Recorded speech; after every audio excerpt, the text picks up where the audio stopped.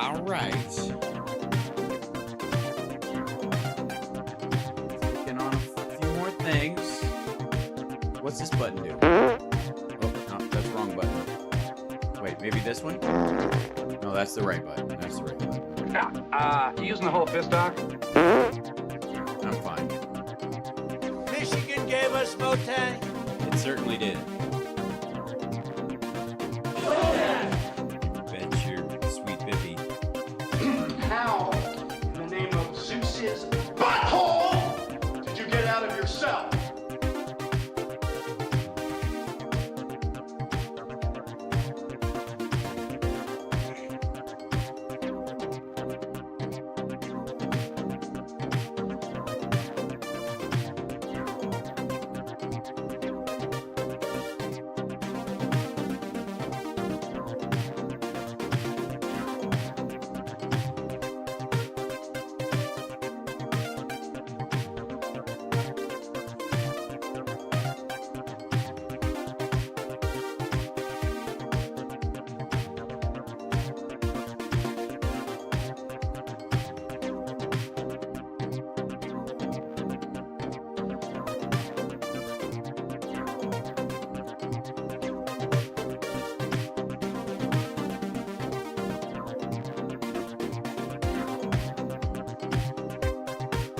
I don't read, obviously.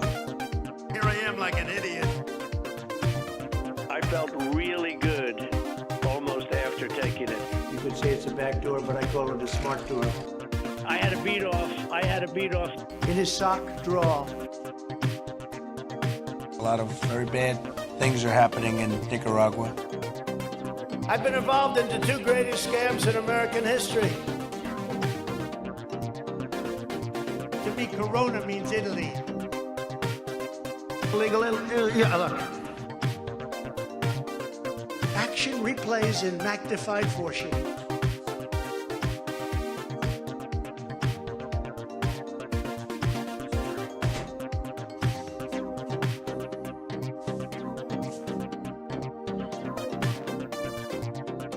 All right. And what happens if I push this? Hey, look at that. It's a show. How you doing? Happy Monday, sad 9/11. We had a great conversation about 9/11 this morning with our own Tara Dublin Rocks. Please check her out, and if you feel free to Venmo her rent money at some point. I think is the overall message. Did you see his call for a test? There's a bunch the cognitive test. Yeah, he said this shit before. And by the way, I think this should probably nip it in the butt. I think people are referencing that Donald Trump wants a cognitive test for the next thing because he's still bragging about what was the person, woman, man, camera, TV, and then 10 minutes, 15, 20 minutes later, they say, remember the first question? Not the first, but the 10th question? Right. And if you what is it? You get yeah. If you get it in order, you get extra points. Right. Thanks. Thanks, Mr. President. Jesus Christ. I think we all owe Ronald Reagan an apology for all the jokes that we all made. Anybody remember like the ageism jokes that Robin Williams was fond of doing about Ronald Reagan? Now, because he was, I don't know. I don't recall. Now, there were two things going on there. On the one hand, it was one of our oldest presidents in the modern era. And also, he claimed to not remember all these things. Unlike Donald Trump, who apparently has the greatest memory until you ask him something. And then he's like, I don't fucking know. That guy did it. He was the guy I put in charge of it was like, everybody said he was the best, that he was supposed to do his thing. And if he didn't, it's not my fucking, it's not like I'm president, right? That whole thing. So, he scored 215, right? Out of a possible 65,000. This was Trump's 9/11 message. I know I'm going to regret this, but here we go. This is it's only 2 minutes though. No one who lived through the horror of the September 11th terrorist attacks can ever forget the agony and the anguish of that terrible day. It was a terrible day. It was a terrible day. Images of dark plumes of smoke billowing over Lower Manhattan. billowing over. Why is he doing the same body lurch that he did in that Donald Trump Chicken Shack fucking ad? Hold still. You're talking about 9/11. For fuck's sake, man. Manhattan, the Pentagon, and a field of Pennsylvania. Such a beautiful field. Yeah, ruined by all the terrible jihadis blowing up that really nice field. It had, afterwards, nobody wanted to go there. Yeah, I turned the audio up as best I can. He put some low to make people lean in. Are seared into our minds forever. We will never forget. Today, on this solemn anniversary of those monstrous attacks, Of those, how do we put this? Monstrous attacks. we remember the 2,977 precious souls who were savagely taken from us on that morning 22 years ago, leaving a void that can never be filled, no matter. Yeah, you can't fill a void. It says it right there in the teleprompter. You can't fill that kind of a void, not 2,977. That's too big a void. Maybe 1,500, maybe somewhere around 1,300, whatever. I don't know. If it was like 3,000 Tiffany's, maybe I could probably get over it. But yeah, you can't fill that kind of a void. What happens, it can never be filled. We will say. Yes, that to all the people who experienced loss on that day, don't even try. Stop. Yeah. Your grief is permanent. Thank you, sir. Thanks very much. The fuck out of here. Say a prayer for each of the beautiful families they left behind, whose pain is beyond comprehension. Obviously, I'm not talking about the hijackers. I was a big fan of killing them, digging them up, kill them again, and then find their family, kill their families too. Because that's why I showed Abdul. I said, Abdul. He goes, why do you show me a picture of your house? And I go, Abdul, because your wife and your children are there, and I'm going to kill them. If you don't do what you've asked me to do. Yeah, Abdul.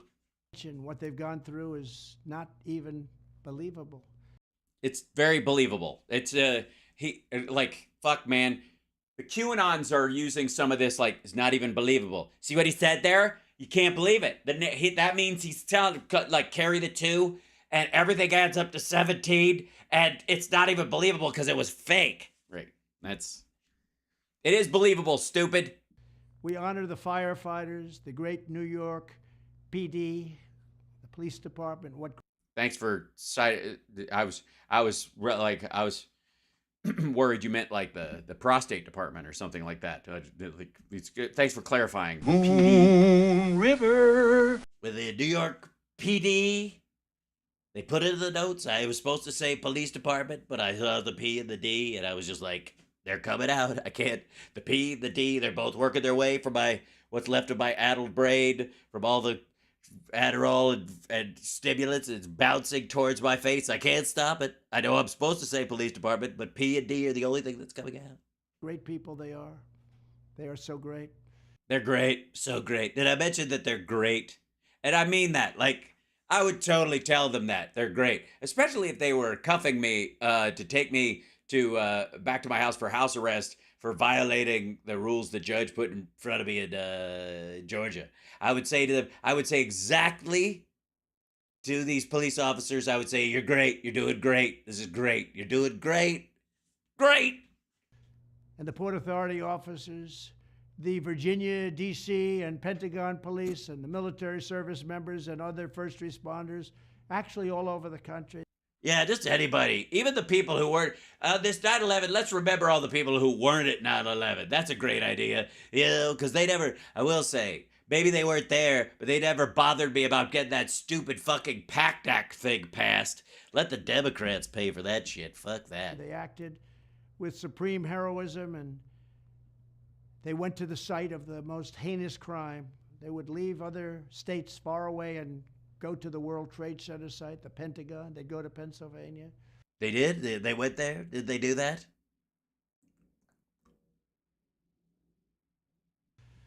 Who in many cases gave their lives in the line of duty. God bless the memory of all of those who perished in the 9/11 attacks. We will. These soft pauses in a message like this annoy me. There are a couple of sentences you practice before saying this. And a flowing sentence where you say, God bless the 9/11 first responders and their families and the suffering that they went through and their heroism on that day. I think all of us can have a moment of silence at some point during the day amongst your family, by yourself, whenever it's most appropriate. Bow your head in remembrance and think of them because of their extraordinary feats on this day in the face of something that was truly horrible. See?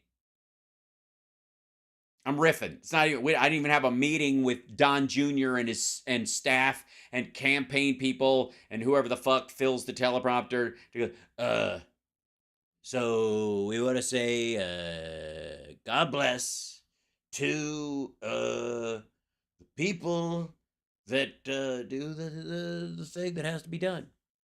We'll never, ever forget. We will never forget you. We love you. God bless their families, and God bless America. Thank you. Got to wrap it up. He's getting the wrap-up sign.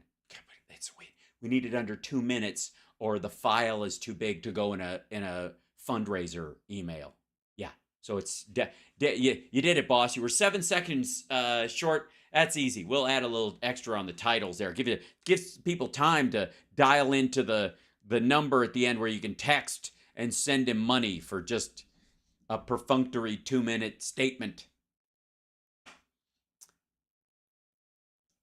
They shot it either last night or sometime before last night, or whenever the fuck, and then they posted it at 6 o'clock this morning. There's the little thing. It's only been retruthed 8,400 times, but it's got 23,000 likes. That's the shit. That's how you really go. Yeah. Now, we have a lot to cover today. Now that we're past that, we could kind of button in the day. I don't know, people were watching some of the stuff, the programming this morning when they go through it, and any of that, or dealt with it in your own right, or you were watching the show this morning. However, as we as the sun sets on another memorial of 9/11, again, I hope that the lesson we learn from that is that while you may not be able to stop all the things like that happen, or you may not even be able to predict that they may, or you may be, in a situation where the damage that was done that would cause blowback or what have you from military interventionism or whatever that, or just somebody's just got a hard-on for destroying your country, whatever that is, at the very least, what we can take away is that it matters who you put in office, because you don't know when something like this might happen, and somebody's going to make a giant decision about what's going to happen with your blood and treasure for the next 2 decades. And again, thanks, Joe Biden, for getting us out of Afghanistan. If Donald Trump had gotten rid of ISIS, destroyed it 100%, there wouldn't have been ISIS there to send in a suicide bomber and kill our soldiers on our attempted evacuation, which they were planning to do the entire time. Now, I would say the Taliban let that person through because there was a big brain drain happening. All the Afghanis that were leaving, who knew how to throw levers and switches and land in, direct airplanes and shit like that, were all going, I'm getting the fuck out of here with my wife and daughter, especially, that they, let that suicide bomber get through the lines that they were supposed to cover, simply to scare those people away from going into the airport for a certain time until the Americans were gone, in which case they could trap them there. That's another conversation for another time. But that said, again, would Al Gore have taken us to Afghanistan? No. Would Al Gore have started a war in Iraq? No. So, now, there was a video that I know it's in there. I saw it before. It's from our dear friend Glenn Beck, and it seems to be, if I'm not mistaken, from the title that I saw, it seems to be, this is all you need. This is, ladies and gentlemen, proof of corruption? I know what you're thinking. Why the question mark? You've got it. You've been saying this whole time. The evidence is everywhere. Does Hal ever play any of the Ken Paxton impeachment trial? No, I haven't done that because there's not like clips of it. I have to pull them on my own, and that's a lot. But I would love to at some point, but yeah. So, proof of corruption? And as Can't Stop Line pointed out, Glenn is all in on the put your face in it, do a little cutout outline, and then just shocked face. People click on shocked faces. If you really look at, I mean, honestly, if you go on YouTube, honestly, anytime, you'll see if people like, they go, oh my God, that person is outraged. I have to watch outrage video. Look at the face. Right? Proof of corruption? Question mark. Biden? Ukrainian flag? Huh? Well, hey, if you got proof, fucking bring it. I've been waiting for everybody to call me on it. You know, he's probably got the laptop right there. He needs a red arrow. That's true. There needs to be like a down arrow, that kind of shit. Absolutely. So I'm, you know me. Hey, I've been right. I think far too many times. At this point, wait, I know I have it here somewhere. Man, I'm tired of being right. Right. So, maybe I could go with a break from being right all the fucking time. You know what I mean? It's a lot of pressure. It's a lot of pressure on my shoulders. It's a lot to deal with. I don't know. Maybe it's just too much. Sometimes I gotta be wrong. Just so I see some of these videos. It's like that scene in Rocky IV. He's talking to his son, and his son goes, "Are you scared?" And he goes, "Maybe just a little bit. Wouldn't you be?" And he goes, "If a big giant man was trying to beat me up, I'd be real scared." He goes, "Well, sometimes I'm in there, and I kind of wish this guy would hit me right on the chin, and I wouldn't feel nothing, But then there's another voice inside me that wants to go that extra round, wants to take it, and going that extra round makes all the difference in your life." Which he's saying to his kid when this giant Russian might kill him or they might poison him while he's in Russia. That's another conversation for another time as well. But I always like that monologue. And where was I? Oh, yes. That, sometimes I wish, one of these people just, hit me on the metaphorical chin with some info. Maybe this is it. Look at this. I don't know about this title. I don't know about it. There it is. I don't even know why they put a fucking question mark in the thumbnail. Maybe that's just marketing as well. Thanks. I haven't really I haven't worked on my Stallone, but I could. New evidence proves Biden lied about Ukraine corruption. Well, shit. Let's do it. Very excited about this. Let's see. Okay, here we go. Now, there's something else that is happening. Okay, I'm excited. Get ready, guys. Write it down. This is the day. Put it in your calendar. This is the day I get knocked off my perch. I want to warn you. Uh-oh. He's not wearing pants again. That and also tell you this is all right, but it's a warning, it's a telling, it's a tickling. Sure. It's good news, but warn you, if you do not start to stand up, and I mean I am officially standing. I got rid of my, sitting situation. God, it's been a while. It's been months. He's a little loud. Okay, sorry. I boosted it, so I apologize. I'll bring him down a touch. Really stand up peacefully and make sure that your voices are heard in a chorus all over the. And when he says heard, he means it. The country. Mm-hmm. We will shortly fall into some sort of fascism, communism. I have no idea what it ends up being. Yeah, communism, fascism, altruism, stoosgism. It's possible. It ain't possible. Hey, do I have a halo? Oh, I modified my green screen a little bit because this shirt is almost see-through with the green screen. So I'll be a little there'll be a little bit of particulate today. I apologize, but I'll fix it. I'll send it back to its original thing when I'm not wearing my new Metallica shirt tomorrow, because I have a different one. Okay, here we go. But it looks like fascism is coming. Yeah. I mean, it looks like fascism. Quacks like fascism. It's fucking fascism. And it's going to come faster and faster because... Yes, because fascists, I don't know if you know this, big problem with premature ejaculation. Just saying. It's a common thing. I don't know if you knew this. Hitler only had one ball because he literally, like, one of them just popped, I think. Because the Biden thing is falling apart.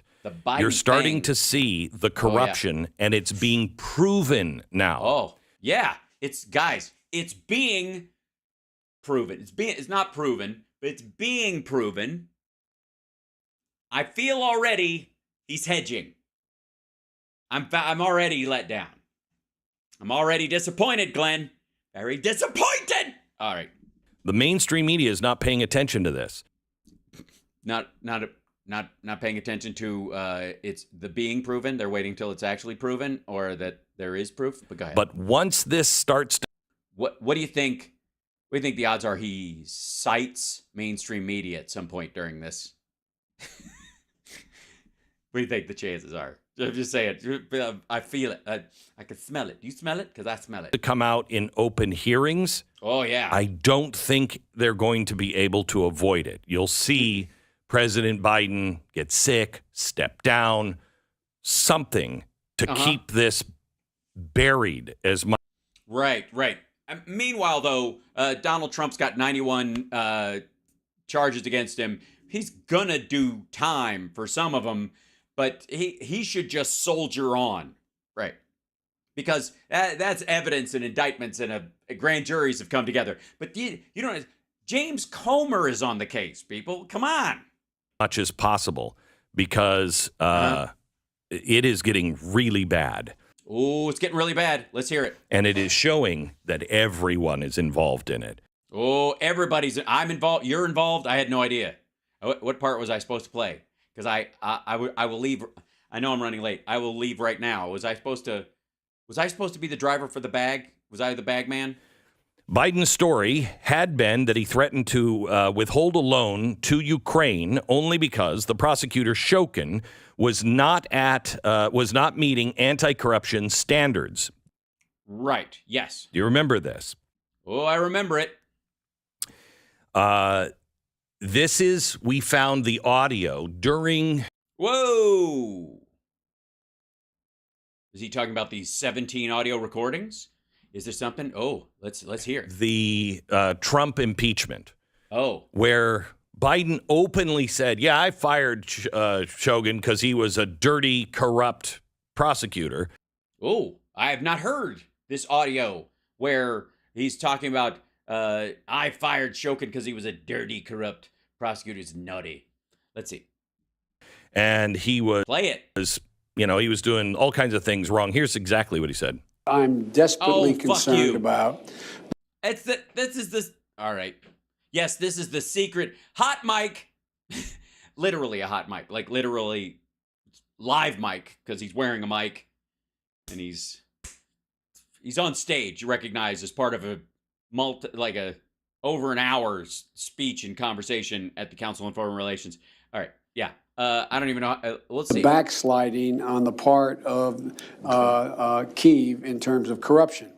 They made, I'll give you one concrete example. I was, yes, but it just happened to be, that was the assignment I got. I got all the good ones. So I got Ukraine. And I remember going over convincing our team, or others, to convincing us that we should be providing for loan guarantees. And I went over for, I guess, the 12th, 13th time to Kyiv, and I was supposed to announce that there was another $1 billion loan guarantee.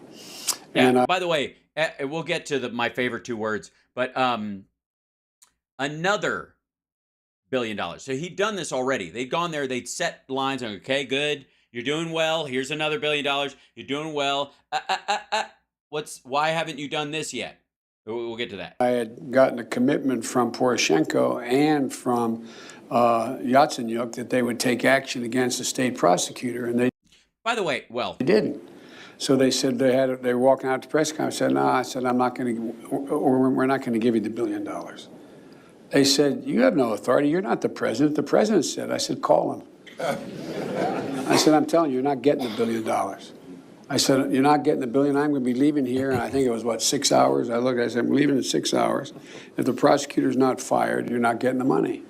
Well, son of a got fired. And by the way, Glenn Beck has called people son of a bitch on the air before. Just saying. they put in place someone who was solid. Okay, stop. At the time. This is now provable lies on multiple levels. We now know. Oh dear. Well, let's get at it. Provable lies on Shokin was never fired. Biden never went. There was never $1 billion. Multiple levels. Go for it. That, what was it, a week before, 2 weeks before, his son was in a Burisma meeting talking about how that investigator, that prosecutor, was snooping into Burisma. And No, that was not the conversation at all. That's not Devin Archer's testimony. Nobody said he was snooping. There was no snooping going on. And asking questions about Hunter Biden. Bullshit. And also the guy who was... Unless he's got something that shows that I'll, post it, knock yourself out. I want to see it. But from what I've read, and I'm pretty sure he's talking about the same shit I've seen.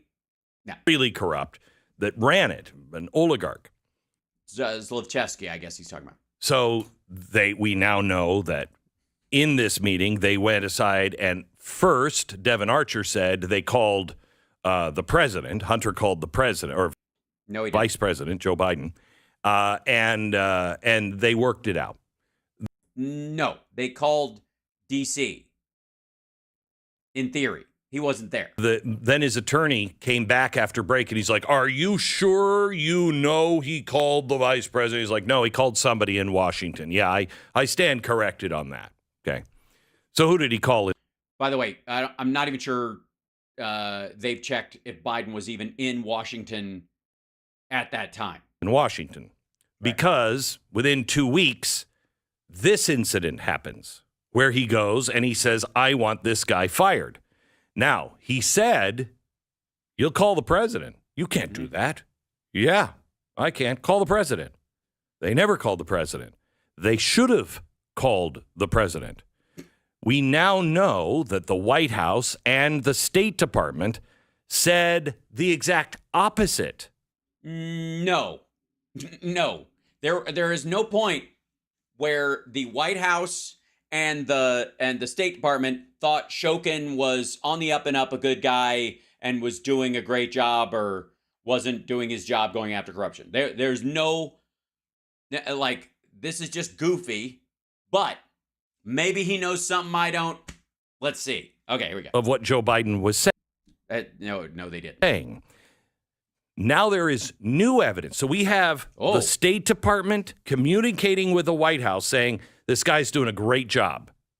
No, you don't. Great job. He's meeting all of his... Again, unless he's going to post an email that I haven't seen. This is another thing of Glenn Beck's paraphrasing of some subsidiary person in another department going, everything's okay, I guess, and turning it into, we love this guy. We love Shokin. Right. Or not even talking about Shokin, talking about the Ukrainian government making progress, but they still have ways to go, and Shokin's one of those ways to go. Standards, we're clear, okay? But everybody knew, according to Joe Biden, that it wasn't working. Yeah. That was their big sell when all this came out, was that it wasn't just Joe Biden thought this. It was the consensus of all countries.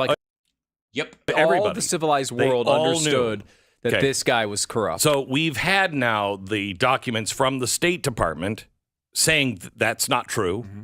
Oh, dear. Documents from the State Department that Shokin is an innocent man and he's been talked about. Where in the world? Please feel free to show me these documents. Okay, at the time, they're writing how great this guy's doing. No, they never did. And now we have evidence from the EU where the EU concluded Shokin had met benchmarks on anti-corruption. Oh, no. Oh, okay. So I see what's going on. All right. What Glenn is doing here is taking progress the government as a whole has made and targeting it to just Shokin. So there were, when the IMF and the US were deciding whether to give these ongoing billion-dollar loan guarantees, or in the case of the IMF, like large amounts of money, they were checking to make sure as they slow walk the money into the country, because at that point, the EU was standing up the entirety of the Ukrainian government, that they were meeting these points, and they were.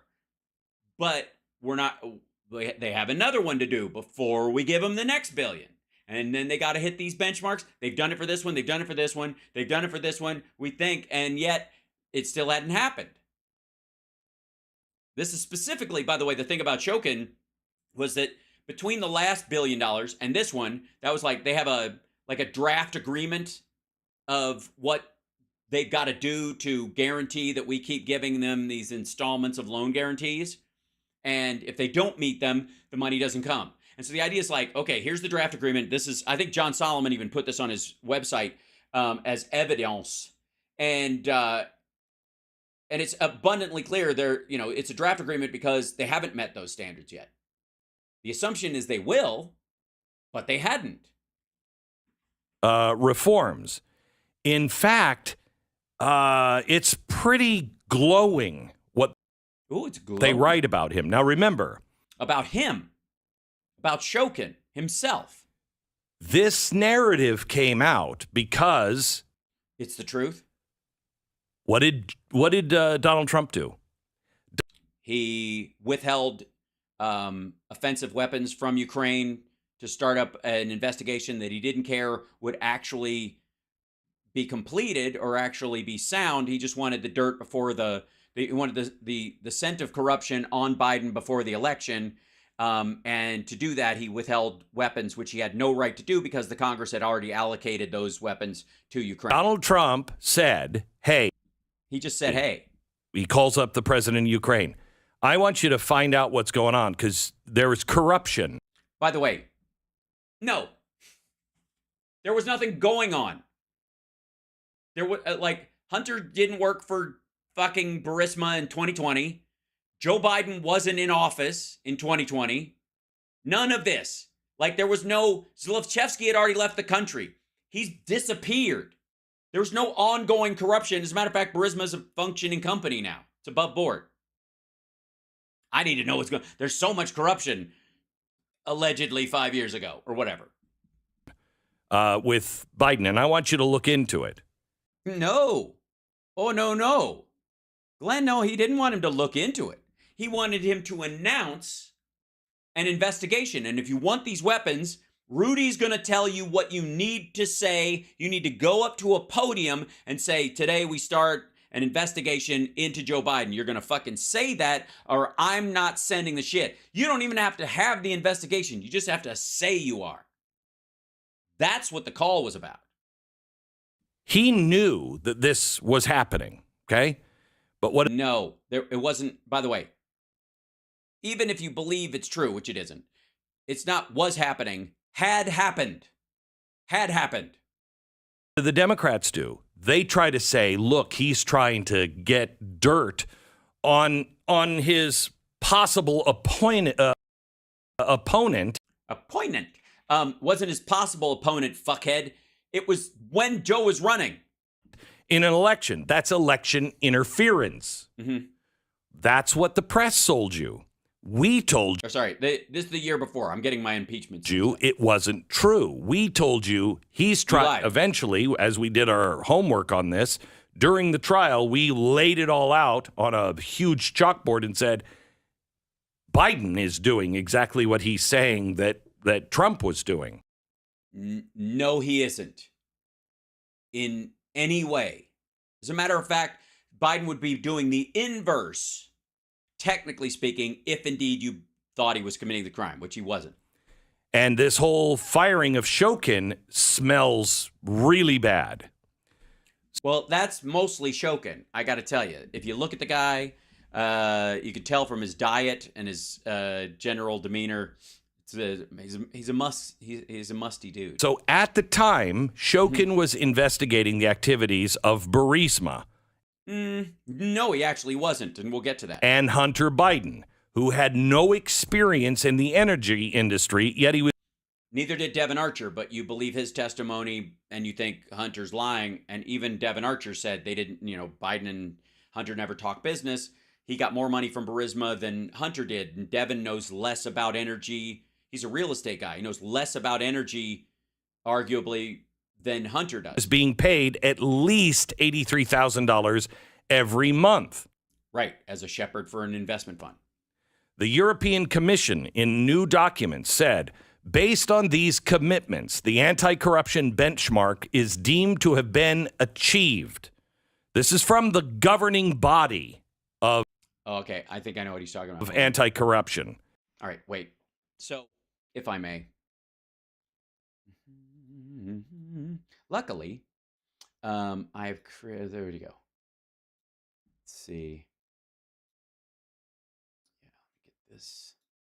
And then here, because I was smart and I made a folder of stuff about this. Let's see. I even have a Notion page called Shokin Had to Go.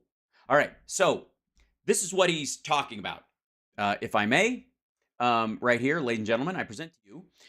This is the thing he's referencing. This is actually from John Solomon's website, but this is the document that they're talking about. The U.S. loan guarantee proposed conditions precedent. This is sensitive but unclassified, this document. However, this was the proposed version of it, if you can see. Proposed conditions precedent. Okay. IMF program. This is the International Monetary Fund. And this is our working with them. Ukraine shall fulfill all IMF prior actions of economic reforms and macroeconomic policies necessary to obtain IMF board approval of the second review of the extended fund facility agreement arrangement. Ukraine shall provide to U.S. aid written verification of its intent to remain in compliance with the EFF arrangement. Okay. They shall affirm in writing that proceeds from the U.S. loan guarantees will contribute, and this is the document he's referencing. This is what they're going to do. This is what it has to do it. And on the second round, so far they're meeting the benchmarks. Had they gotten there yet? No, because Petro Poroshenko was still running the fucking joint, and they had a shit ton of corruption. Even Philip Bittner's told you about they're still dealing with the corruption to this day because that was the function of the Russian sock puppeting of their country. So let's see, Prosecutor General's office. Here it is. Ukraine shall provide to USAID a comprehensive regulation adopted by the Prosecutor General, or that would be Shokin, which ensures the independent operations of the Office of Inspector General of the Prosecutor General's office. The regulation shall clearly define the PGO IG's jurisdiction, powers, and authority to enable to perform its functions in a manner that is effective and credible, and that increases the accountability of the PGO to the public. The regulation shall be endorsed by the U.S. Department of Justice. So they still had to go through that step. And insofar as I know, they had not. But here's the fun part. All right. When Shokin got kicked out, this is March 29th, 2016. Okay, this is when this happened. This is the New York Times article about the fucking dude. This is not them covering for Biden, because at this point, he hadn't had this sit down in front of the CFR. Nobody cared. They've been talking about this dude for fucking months. Bowing to pressure from international donors, the Ukrainian parliament voted on Tuesday to remove a prosecutor general who had clung to power for months despite visible signs of corruption. Now, again, they voted. If it was just a matter of Poroshenko being pressured to do this, it'd be one thing. But the Ukrainian parliament held a vote, and it was 60-40, 70-30 to oust him. So yes, he was fired, but he was fired by the parliament, not even the president, not even the guy that Biden had on the phone at that, it was sitting with him, with Poroshenko.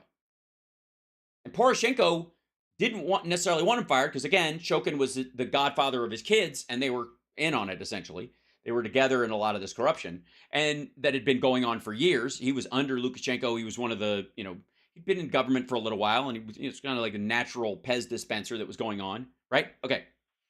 But be careful this is interesting, because this was the take on on the New York Times, because at this point, post Russia's invasion of the Donbass, they were like, all right, they're, yeah, he's bad, but maybe somebody else worse could come in and okay. So that's their take. Wasn't even smooth move. It was like, I don't know if this is going to be good. So listen to this. But in a be careful what you wish for a moment, veteran observers of the Ukrainian politics said that the prosecutor, Viktor Shokin, had played an important role in balancing competing political interests, helping maintain stability during a treacherous era in the divided country's history. Now, much like statements we've heard from the New York Times before, there's a big yeah but coming.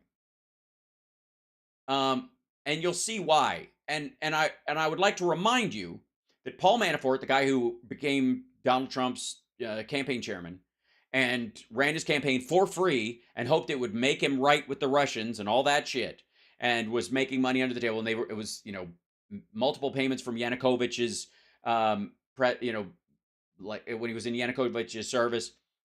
He didn't pay tax on what he ultimately went to jail for. He was up to his eyeballs in this, and in the case of Manafort, he was the guy who suggested setting up agents provocateur in the Euromaidan crowds to give the police and the military an excuse to fire into the crowd, killing hundreds of people. Okay. So this little guy right here is going to be a yeah but. The United States and other Western nations had for months, this is not an article written right now to cover Joe Biden's ass now that he's president. This is from 2016. Had for months called for the ousting of Mr. Shokin, who was widely criticized for turning a blind eye to corrupt practices and for defending interests of a venal and entrenched elite, Zlovchevsky. He was one of several political figures in Kiev whom reformers and Western diplomats saw as a worrying indicator of a return to past corrupt practices 2 years after a revolution that was supposed to stop the self-dealing by those in power. As the problems festered, Kiev drew increasingly sharp criticism from Western diplomats and leaders. In a visit in December, Vice President Joe Biden said corruption was eating Ukraine like a cancer. Christine Lagarde, the managing director of the International Monetary Fund, which props up Ukraine financially, said last month the progress was so slow in fighting corruption that it's hard to see how the IMF-supported program can continue. Just keep the timing of this important. This is in March when he gets fired. Yes, the U.S. is dumping money into Ukraine, as is the IMF, and a bunch of it. Well, you'll see. With the pressure mounting, the Parliament on Tuesday voted by a comfortable margin to remove Mr. Shokin. In the final hours before Parliament voted him out, Mr. Shokin had fired. Check this out. This is the part I love of this article. Thank you, Glenn Beck, for being such a dipshit and so slapdash with your understanding of fucking everything that you make me go back and look at the news that came out at the time. In the final hours before Parliament voted him out, Mr. Shokin had fired his reform-minded deputy prosecutor, David Sakoridlidze, with whom he had been feuding. It was not immediately clear whether that firing would remain in force. With the prosecutor's office in turmoil throughout Ukraine on Tuesday, one of Mr. Sakoridlidze's appointees in the Odessa regional office was arrested by military prosecutors assumed to be loyal to Mr. Shokin. They don't talk about this. After Shokin was fired, they arrested a bunch of people that were in on the scheme with him, including the diamond prosecutors. We'll get to that. And that's, by the way, that's a phrase I just want you to drop in the lap of anybody who's bringing up this poor little Shokin, right? Getting his ass kicked. Diamond prosecutors. Just remember that phrase, and that'll key your mind to this moment where your buddy Hal's bringing up some shit that you can help. All right. David Sakoridlidze. All right. Foreign donors, and by the way, foreign donors too, had complained about the rot in the prosecutor's office, not least because much of the money suspected being stolen was theirs. So remember how I told you that Hunter Biden was hired to sit on the board of Burisma and just fucking sit there and make sure the money we invest in this fucking country doesn't go anywhere, doesn't go to Russia, where it was being sucked out and funneled to. That's all his job was. Devin Archer and Hunter Biden and Shemp Biden and Archer Daniels Midland Jr. the third and all the people at Rosemont Seneca, their fucking job was to check the books on behalf of the investors. That's it. They didn't have to know shit about stuff. If they had a fucking phone call about it, they could call any number of people who are experts and, hey, can you check the figures on this? Is this about how much 1,600, yards of metal tubing costs? And they go, yeah, that's about it. Where'd they get it from? Oh, they ordered it from here. Yeah, that's the plant we go to. Like that kind of shit. But the point is that Hunter Biden couldn't grab the money and fuck off like the other people had done, which, by the way, at this point, Shokin was already in the process of doing. Okay, so foreign donors, I love this, had complained about rot in the prosecutor's office, not least because much of the money suspected of being stolen was theirs.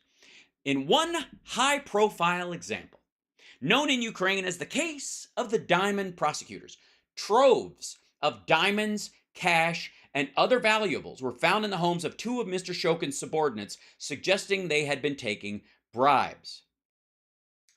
But the case became bogged down with no reasons given. When a department in Mr. Shokin's office tried to bring it to trial, the prosecutors were fired or resigned. Guess who can fire people? Just guess who can fire people in that office? Shokin. Magically, the people who were supposed to investigate, in Ukraine they call it the diamond prosecutors. But the case became bogged down with no reasons given. When a department in Mr. Shokin's office tried to bring it to trial, the prosecutors were fired or resigned. The perpetrators seemed destined to get off with claims that the stones were not worth very much. For many Ukrainians, the case encapsulated a failure to follow through on the sweeping promises made during the heady days of the revolution to root out corruption and establish a modern, transparent state. Instead, there seemed to be a return to business as usual horse trading and compromise among the tightly knit Ukrainian oligarchic and business elite. Since his appointment a year ago, and again, Shokin came in with Poroshenko after Yanukovych was broomed out. He used to work for Yanukovych too. Mr. Shokin had been criticized for not prosecuting officials, businessmen, and members of the parliament for their roles in corrupt schemes during the government of former President Viktor Yanukovych. He also did not press cases for sniping by the police and opposition activists during the street protests in 2014 that killed more than 100 people and wounded about 1,000. So the snipers that were Paul Manafort's brain fart that killed Ukrainians on the Euromaidan, they were not prosecuted because Shokin ran interference on the people that were hired to shoot Ukrainians during the revolution by the guy who would eventually be Donald Trump's campaign manager. Hey, Glenn Beck. Hold on one second. Fuck you! All right, back to where I was. I don't know why this is... Now, we continue. To a certain extent, analysts say, accommodations of this sort are necessary if the government is to get anything done in parliament, because supporters of the Yanukovych government remain a political force in Ukraine, coalesced around the opposition Black Party, with a C, not a CK, because that would be a party. Like, nobody parties like a Black Party does in Ukraine. It represents Russian-speaking southeastern areas of Ukraine and the former elite whose supporters in parliament, President Petro Poroshenko, needs to push through reforms to try and implement a peace accord with Russia. Again, a peace accord with Russia. You've got to let Shokin fuck around with your system, or we're not going to, sign off on the Minsk agreement stuff that we never lived up to anyways. There are prices the new political establishment has to pay. Timothy Milyanov, president of the Kiev School of Economics, said in an interview. How do they pay? They guarantee some security for their opponents' business interests. Shokin,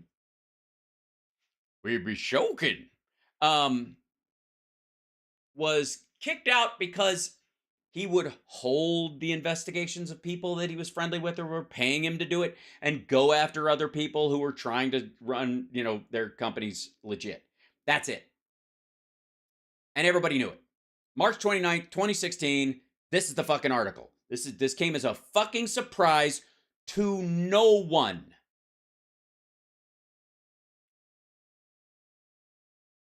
So anytime somebody's bringing up this whole, like, they wanted to, like, poor Victor Shokin, just tell him to go look up Ukrainian diamond prosecutors and the fact that they were direct subordinates under Shokin, and that Shokin stopped the investigation into them. And then tell me, this guy was just an innocent victim.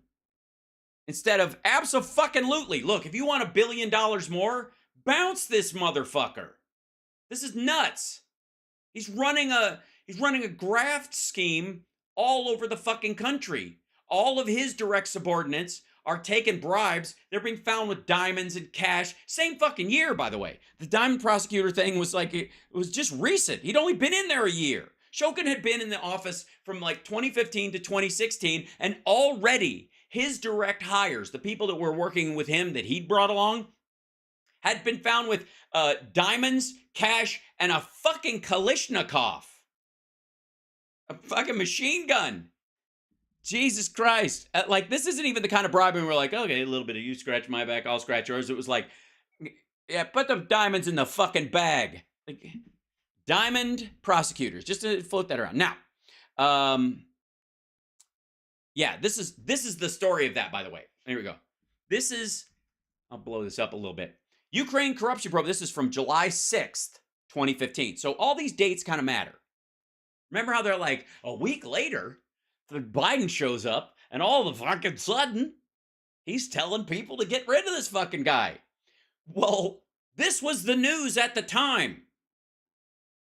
This was well known. Biden was in charge of bringing this money over. We'd agreed with this. We're talking to the IMF, and this story fucking breaks. July 6, 2015. 2 high-ranking Ukrainian judicial officials have been detained on suspicion of corruption, and a large quantity of diamonds, $400,000 in cash, and a Kalashnikov were found during raids on their homes, Ukraine's SBU security service said on Monday. The officials, a deputy chief of the investigative arm of the General Prosecutor's Office, and the deputy prosecutor for the Kiev region, are accused of extorting bribes from a sand company after seizing its equipment. They have not been identified. Now, the sand company thing is fucking hilarious. And this is exactly the kind of corruption that Burisma was arguably paying off and having to deal with just to exist. This is fucking, this is great. The government is at pains to show it is sparing no efforts to carry out painful reforms and stamp out deep-rooted corruption. In exchange, the West has promised billions in financial aid to help the near-bankrupt economy recover from years of mismanagement and a conflict with Russian-backed separatists in the East. A photo released by the security services show SBU officers in camouflage fatigues and black balaclavas breaking into a safe during the raids, others showing hundreds of $100 bills laid out on the floor after the search, alongside gold jewelry, pearls, and boxes of bullets. The SBU said officers found $400,000 in cash, a significant amount of jewelry, 65 diamonds, and a Kalashnikov. Through intermediaries, the prosecutors demanded and received equipment of $150,000 for their help in returning the equipment to the sand company. So basically, they held their equipment hostage and said, you got to give us $150,000 or we won't let it. We're basically going to impound your business and you can pay us to take the impound off. That's what it was.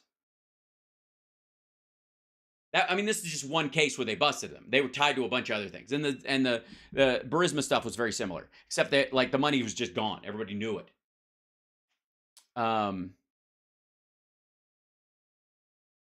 Nice, Ali Osher. We need to continue, and this is again, we need to continue decisive efforts to eradicate corruption at the highest levels of government. That would be the top of their effective Justice Department, and that would be Shokin, as opposed to the underlings that are carrying out the bribe scheme that he's operating. Petro Poroshenko told security chiefs following the prosecutor's detention, his press service reported. Again, what Glenn is quoting is this, which is the proposed conditions, which they're like, So far, so good, but. And then, right as they were about to give this this extra $1 billion, this happened more than any other factor. I don't give a rat fuck that because I think one of the reasons why they're like, look, Shokin, we've got this dude on a short fucking leash, but if they bring in somebody else, they might look where, Zalewski might go, I don't like where they're going to look, or they might go after me, or they might want more money. The next guy might be twice as corrupt as the last. I have no faith in Poroshenko appointing somebody fucking decent, right? So, again, you're fucking welcome. All right, so please continue with your absolute bullshit, Glenn. It was a generally rosy assessment of Ukraine's pace of reforms. Ooh. Notice how he's playing fast and loose. Ukraine's pace of reform, the whole country. There were a couple of areas. The general pace was good, but there were some hangups, namely the fucking prosecutor general. According to the efforts of Shokin's prosecutor general's office. Oh, so they said this themselves? Everybody loves what we're doing. I don't know about you. Is that your case now? Is that Shokin's press person releases a statement that I don't know what they're not. Why are you looking at me? Fuck out of here. They noted that Shokin just. Also, I don't know what the fuck he's reading from, and so I don't even know if he's reading it right. A few months on the job, had already established a special national and anti-corruption prosecutor's office. Because they had to. He didn't establish it. That was an order from Poroshenko and the fucking parliament. He didn't come up with the fucking idea. Office to aid newly reformed FBI approved investigative unit called the National Anti-Corruption Bureau. Yeah. And why did the FBI have to approve that? Why? It's America. Who was president then? Who was in charge of giving a shit on behalf of the American taxpayer? Now, we told you that we had a problem with that. I did. Reading? Because that was a joint effort from the United States and George Soros. I see. So because George Soros was involved in the anti-corruption stuff, yeah, I don't understand. Other than just you hate his name and Super Jew, you got to drop. Does he have to that when they made CSI Miami, they actually shot it in Huntington Beach, California, but the international investors in the show and the people who wanted to buy it said you got to have at least 2 big wide shots of the cast in Miami to sell it to the rest of the world that this is really happening in Miami. So they have to go down there and shoot those things. Otherwise, we're not buying the fucking episode. Unless we see you walking around and there's bikini chicks in the background, there's some fucking sandy beaches. I'm not buying this dumb shit, Star Trek cardboard set version of Miami. No way. And so they had to do it. They had to fly down there on the regular and film scenes down there. You think Glenn Beck has to say Super Jew, George Soros, just drop it on the regular, or the Blaze advertisers will pull funding? So now, do we have anything about George Soros and what he was saying? Because he's the co-founder, along with the United States of America, of this new anti-corruption. Right. So either it wanted something, and so if it's just direction from Soros, and Soros is this puppet master, then why do you? And they would want to get rid of Shokin in theory. Why would Biden need to be bribed to do what he's told by Soros, according to you? Or they want to keep Shokin? So does that make him a bad guy in your eyes now because anybody attached to Soros would be a fucking what? This is a no-win situation for Captain Dum Dum. So we actually do have something. Great. What do you have? Let me see if I can find it here. Yeah, find it. I'm waiting with bated breath. EU praising more on the EU. I mean, they just praised. No, they didn't. They praised Ukraine. And then you get to the Soros information. Yeah, and get to Soros also. Yeah, you get to it. Yeah, we all see what you're looking at. What the fuck is this, Glenn? You got all those goddamn screens. Stu, stop being an asshole. Stop just like polishing a seat with your ass. Tell the guy in the booth to use the screens behind him to show what the fuck Glenn is looking at sometimes. I run this little rinky-dink space station myself with some stream decks and a mouse and some love. And even I can show my fucking homework like this. Why in the shit? See how easy that is? Fuck is wrong with you? Oh, you know what? It's my fault. I blame me. Because I think what it is that Glenn has built the Blaze and built his career on 4 little tiny words. Take my word for it. I'm throwing for it together. Take my word for it. That'd be 5. Very tired. Right? Just take my word for it. You don't have to look it up. I have to say, look at all this evidence. It's right here in front of me. You can't see it. Well, then fuck it. I have Glenn Beck's laptop right here in front of me. You can't see it. It's just off screen. But trust me, it's fucked up. Yeah, it's full of horrible, horrible things. He does the most horrible things. Also said, his group said that he was meeting all of the benchmarks and... Wait, so this is the point we're at where you're taking George Soros's word for him meeting all the benchmarks. Okay, first of all, him meeting all the benchmarks, bullshit. Ukraine was meeting the benchmarks until they weren't. And again, the benchmarks were for the previous ones, and then they're working their way up. And eventually, if they meet all of them, we'll give them the next round. And they didn't, because Shokin was still in office. Was doing a great job. So now wait. Did I write that down with, piss that in the snow? Where is that? Show me George Soros's fucking memo. Oy.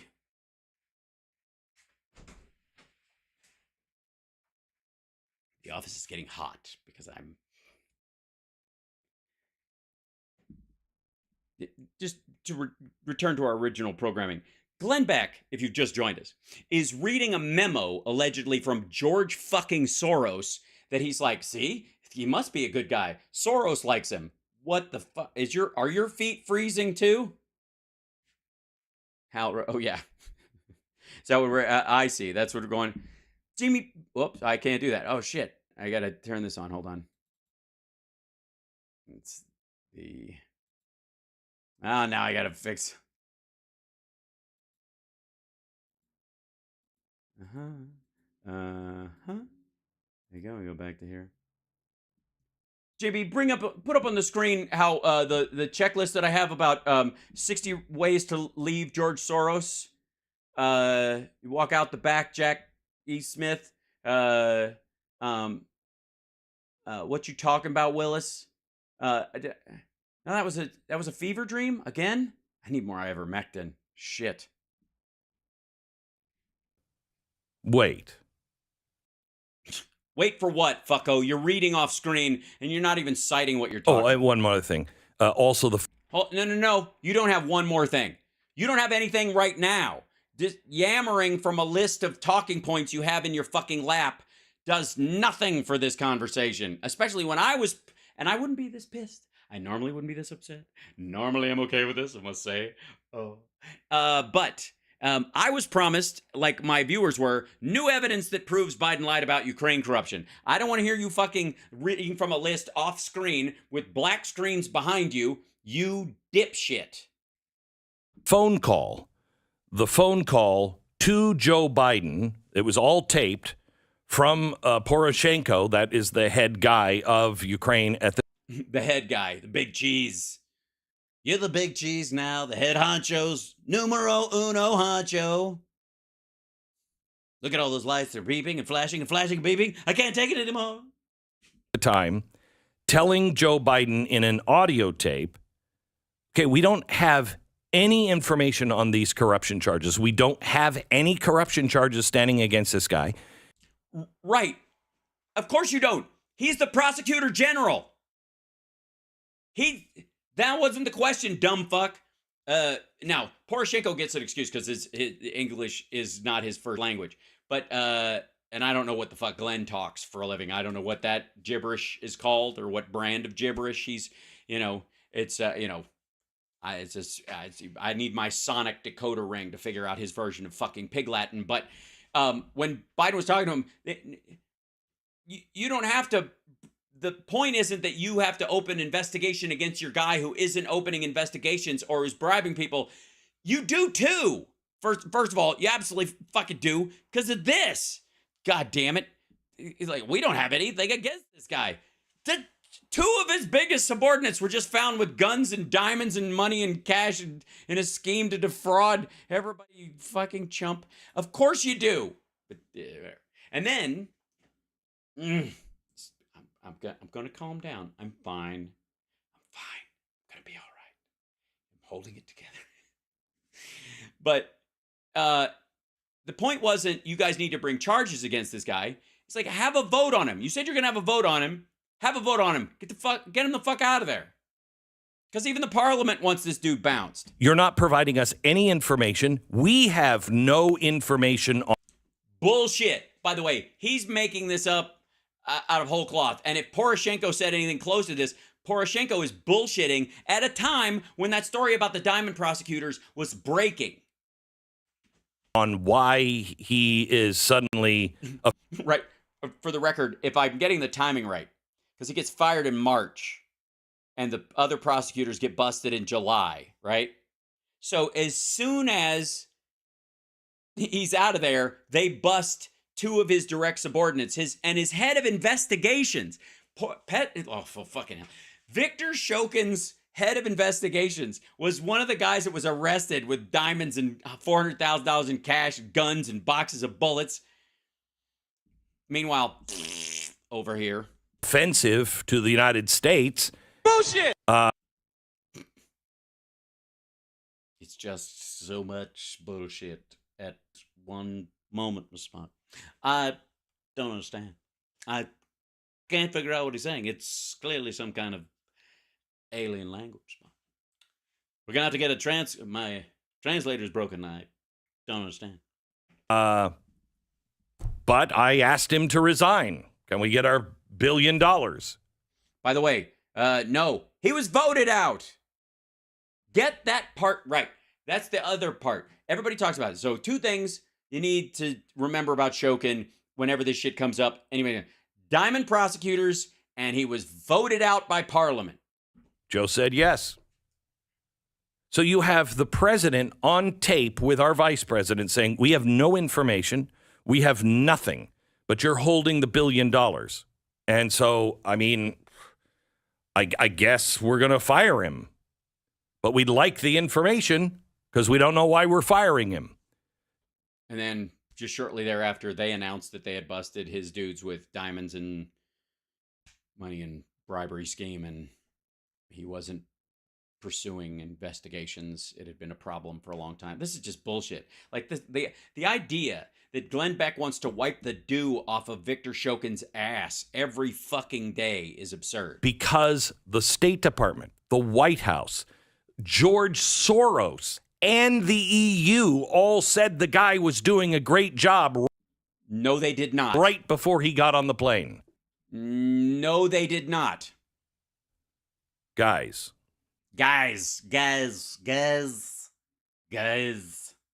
Somebody's been snorting Don Jr.'s stash. What else does anyone need? I would like, here's a good idea, just for starters.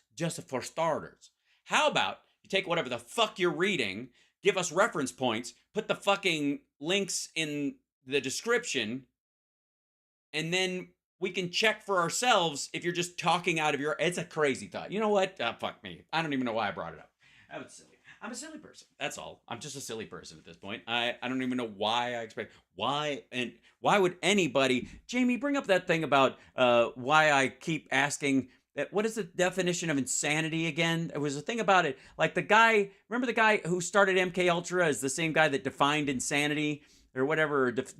I don't know. Because I was going to plead insanity just to get out of work tomorrow, out of my Spotify contract, and yet keep the money. So can you put that up on the big screen? Jamie, put that up on the big screen. All right. When this stuff actually starts to be in a trial of some sort. Yes, it will be laughed out of court. And by the way, a trial of some sort, what he means is a committee hearing. That they're already having it. Motherfucker, they've had all this shit for years. Here's the problem I have. How do you can't have a January 6th committee kind of thing where they do it on prime time and go, aha, the way the Democrats did, because the Democrats stand by the evidence they put on the air. You can't go, ooh, here's a hot mic moment from Joe Biden bragging that he got that Victor Shokin fired 4 weeks before the Ukrainians discovered that the guy was involved in a multi-million-dollar bribery scheme with all of his subordinates, including his head of investigations. What the fuck? What the fuck? It's over. Yeah. It's over. Oh, it's so over. I'm over this. I'm over this clip. Because that's just the beginning. Dude, well, it can't even be the middle or the end. It would have to be. What's the other part? So you're beginning, I would say, open with your best shit. If you're trying to make a case like this, extraordinary charges require extraordinary evidence. Perhaps. We now also have new evidence that shows the feds were alerted by Morgan Stanley. They blew the whistle in 2015 and said Hunter Biden and his associates are involved in fraudulent and suspicious transactions. No, they aren't. Any transaction over $10,000 got flagged after 9/11. It's fucking 9/11. We don't remember that all that shit started? Potential for. They're all flagged for the possibility. They're flagged to look at. It could be anything. It's terrorist money, like anything over $10,000. If you don't believe me, go ask Donald Trump about his $9,999 wire transfers. Not only did they flag this, but they then elevated. How many, just real quick, how many other, that year, how many other transactions were flagged? Just a general ballpark number. How many suspicious activity reports were, like, let's say in 1995 versus 2005? What do you think the over-under is that the ones in 2005 are through the fucking roof? Because nobody was doing anything. The vice president went from Morgan Stanley and went to the SEC and said, guys, you got to look at there is something really wrong. Oh, and was he crying? Did he say, sir? And now through Freedom of Information Act, we now have a presentation that they made to their compliance officers inside Morgan Stanley saying, this is dirty. There is money laundering going on here. Then where is this presentation? I would love to see it. Also, you're telling me, hold on. Morgan Stanley. Let's give a breakdown. Let's talk about Morgan Stanley for a moment, shall we? No relation to Paul Stanley, who we love. Morgan Stanley. This is Morgan Stanley. Global leader in financial services. That Morgan Stanley. Morgan with the Stanley. Bring it up. Bring up the page. Here you go. This is the Morgan Stanley website. Hold on. I don't need the Morgan Stanley website. I need the Morgan family, essentials. Like, hey, what's the Morgan Stanley about, like, what they do? Company rundown. Morgan Stanley Wikipedia. Here we go. Okay, here you go. Let me go to this page, if I may. All right. Morgan Stanley is an American multinational investment bank and financial services company headquartered at 1585 Broadway in Midtown Manhattan, New York City, with offices in 41 countries, more than 75,000 employees. The firm's clients include corporations, governments, institutions, and individuals. Ranked number 61 in 2021's Fortune 500 list of the largest U.S. Corporations by total revenue. Let's see what that is. Yeah, the revenue is $53.7 billion last year. Operating income, $14.1 billion. And I'm supposed to believe that they did a stop the presses over $8 million.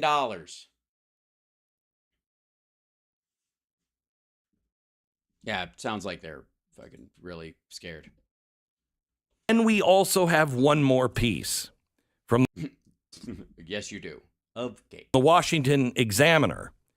We now know From the Washington Examiner. Well, you've got my attention there. that one of Joe Biden's emails suggest a close Biden family associate, somebody who was named in the warnings by Morgan Stanley and who was working with Hunter Biden, went to work under David Weiss. Ah, that's what. Aha. Under? How far under? Where? In Delaware? Like, Jesus Christ. Okay. Here's an idea. He was working at Morgan Stanley, and he was like, actually, these guys are okay. I'm going to go get a job in Delaware. It seems like a good place to make a living, raise a family. Everybody seems nice. I don't know where that article is. He doesn't cite it. That's one of the annoying parts about this, because he's like, huh? About nothing. Let's see. Washington Examiner. Let's see. Morgan Stanley, Biden, Weiss, something like that. Hunter Biden investigated. Weiss was May still. Washington Examiner, October 2022. It's the news. Hunter Biden investigation. Weiss may still testify to Congress despite DOJ roadblocks. David Weiss is a grand jury. Biden investigation emails suggest former Weiss. Oh, here you go. This is the help. Yeah, here you go. Suggest. All right. I was hoping. My hopes were all for. I mean, this is. It suggests a smoking gun. Redacted emails from then Vice President Joe Biden's office suggest a close Biden family associate who went on to work under Delaware U.S. Attorney David Weiss was involved in conversations about how to shape stories related to Hunter Biden's work for Ukrainian company Burisma. Alexander Mackler was a legal counsel to Joe Biden at the time, so this would be part of his job. He later spent years working in the Delaware U.S. Attorney's office. Okay. Including during the first few months of the Hunter Biden criminal investigation. Right, where your problem is it dragged on and nobody worked on it. So when did he leave? In one December 18, 2015 email, recently released by the National Archives, Mackler and Joe Biden's then communications director, Kate Bedingfield, appeared to discuss a story published today about Hunter Biden's role in Burisma. The entire email was redacted by the Biden administration in the days leading up. That's because he was a legal counsel. Here's discuss the story, blah, blah, blah. In the days leading up to the unflattering New York Times story, and another one, the one where he said, it's coming out and I think you're going to be fine. The messages came under fresh scrutiny Wednesday when Comer sent a letter to the National Archives. Nobody cares. Comer said the National Archives presently has the ability to withhold any emails it seems unrelated to Joe Biden's business as vice president, meaning some communications with Hunter Biden's business associates may have already been withheld from the tranches of email and da-da-da. However, at least some of the messages do show close coordination between Joe Biden's political aides and Hunter Biden's business. At least some, like what? Again, this would be so fucking easy. For example, this one. Emails from early December 2015 show Bedingfield working with Eric Schwerin, one of Hunter Biden's closest business partners, to come up with a response from the then Vice President office to reporters who were asking about Burisma. We saw this. This is the one fucking email about, does this work? And the president Biden's like, the VP has signed off on this. Like, we need some talking points. Tell us what are you doing over there? I'm not going to talk to you about it. We're not going to, because the minute Biden sits down and just has a meeting with Hunter Biden, like, tell me about your business, son, and we got to discuss this because people keep asking me questions. He's going to catch deep shit. So he had a comms director talk to another comms director. Right. And that's private emails, whatever. Private emails from Hunter Biden's laptop show that Schwerin was coordinating with a Burisma executive, Hunter Biden, and other business partner, Devin Archer, at the same time he was working out a response with Joe Biden's office. Right, but he wasn't working in the office at the time. or they were talking about it. That was kind of the point. Whatever. During a court hearing over Hunter Biden's now withdrawn plea deal in July, Schwerin was described as most significant professional relationship. Mackler's inclusion in hold on, I'm going to blow this up so you guys can see some of this shit because the type is so small. Mackler's inclusion in sensitive internal conversations about Hunter Biden's Burisma work in 2015 is about the messaging of it. Is significant because he went on to work with the prosecutorial team conducting a criminal investigation of that same work. Well, we'll see. The criminal investigation, which began at the IRS in 2018, was under Weiss's supervision by at least January 2019. Examined the details of Hunter Biden. Okay, we know that. Starting in 2014, what they did, it is unclear whether Mackler recused himself from the Hunter Biden case before he left Weiss's office in May of 2019. Well, I think leaving is one of the best ways to recuse yourself. Wouldn't you say? Even joking with Hunter Biden and Schwerin about email policy at Weiss's office on his first day of work there in 2016. National Archives emails about Hunter Biden's Burisma work are also significant because of when they were sent. In December 2015, Joe was heading for Ukraine for high-profile meetings with Ukrainian leaders. He delivered a speech in Kiev. He called for Ukraine to do more to fight corruption. Some of the press coverage surrounding his visit focused on how Hunter Biden's position. Yeah, nobody cares. Mackler was privately in contact with Hunter Biden during. Yeah, this is messaging shit. Who cares? Reached out using a private email address and asked Hunter Biden to offer his thoughts on what Joe might do with his post-presidency. Again, who gives a fuck? People can talk about you behind your back. Good Lord. I have part of BlackRock. I do. Is that because you can't do the Soros thing now because that's faded? Why would I have part of BlackRock? Again, that's large pension accounts. You probably do, though. I don't know if you have a pension or if you had one. Mackler was privately in contact with Hunter Biden during that time. We had a troll in here and whatever. It's nice to say hi to the trolls. We miss them. Was privately in contact with Hunter during that time, even as he continued his role in the vice president's office. In November 2015, for example, he reached out, private, asking what he's going to do after. Okay. On the days in, like, is he going to run? He's probably not going to run. Has he talked to you? On the days in early September 2015, a flurry of emails swirled on how to handle negative press. We know this. Biden was in Dubai, blah, blah, blah. His schedule shows during that visit to Dubai, they called the D.C. stuff, right? Archer at first testified that Hunter Biden and Burisma execs stepped away from the meeting to call Joe Biden, but Archer's lawyer later instructed him to clarify that he was unsure whether it was specifically then vice president, right? Because he didn't know. Yeah, this is PR shit. I don't care about PR shit. And at this point, when you're talking about emails suggest, like, dude, for fuck's sake, get over yourself. Now, back to whatever this nonsense is. And he was involved in the conversations on how to shape the stories. Right. So what? It's PR conversation. And legally, what you can say that's true and what would be over the line and not true. Describe what you said, and we'll, here's how to say it legally true and really true and all that kind of, like, of course, you're the vice president. Okay. These guys, like, this idea that people should freeball it like Trump did. Related to Hunter Biden's work for Burisma. So the guy eventually investigating, who's, he's totally clean. He has he's got all the power in the world to do whatever he wants. Well, is apparently what he wanted was one of Hunter Biden's apparently corrupt workers and Whoa, why apparently corrupt? What the fuck did he do? Nobody's asserted that he was ever corrupt. It's emails of him going like, what do you think your dad's going to do after this is all over? When he's not president anymore, vice president anymore? Is he going to run for president? Is he going to do into business? What do you guys do? What's up? Like, that's the most of it? Dude.